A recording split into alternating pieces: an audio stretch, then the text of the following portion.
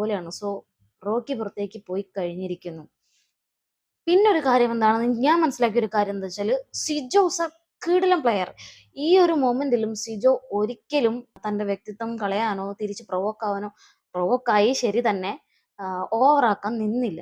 നിന്നിരുന്നെങ്കിൽ സിജോയുടെയും കയ്യിൽ നിന്ന് പോയേനെ. സിജോയുടെ ഒരു ഗെയിം എനിക്ക് മനസ്സിലായത് എന്താന്ന് വെച്ചാൽ, പുറത്താക്കിയ റോക്കിയെ പോലും ഇനി റോക്കിയെ കണ്ടാൽ ഒന്ന് ഹഗ് ചെയ്യുന്ന രീതിയിലേക്കാണ് സിജോയുടെ ഗെയിം ചെയ്തു വെച്ചിരിക്കുന്നത്. എല്ലാവരും പൊട്ടനല്ല സിജോ.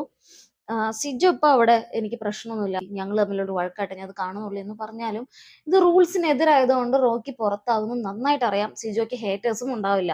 ഇന്ന് എനിക്ക് തോന്നുന്നു ഒരുപാട് പേര് സിജോ ഫാൻ ആയിട്ടുണ്ടായിരിക്കണം ഈ ഒരു കാര്യം കൊണ്ട്, അല്ലേ? പക്ഷെ ചിന്തിക്കുക, ഇതും സിജോയുടെ ഒരു ഗെയിമായി ചിന്തിച്ചുകൂടെ? എനിക്ക് അങ്ങനെ തോന്നി കേട്ടോ. അത് പറയാൻ കാരണമുണ്ട്. സിജോനെ ഡോക്ടേഴ്സ് വന്ന് കാണുന്നതോ സിജോയ്ക്ക് ടോൺസിൽ ഉണ്ടെന്ന് ചെക്ക് ചെയ്യുന്നതോ ഒന്നും നമുക്ക് ബിബിയിൽ സംപ്രേഷണം ചെയ്തിട്ടില്ല.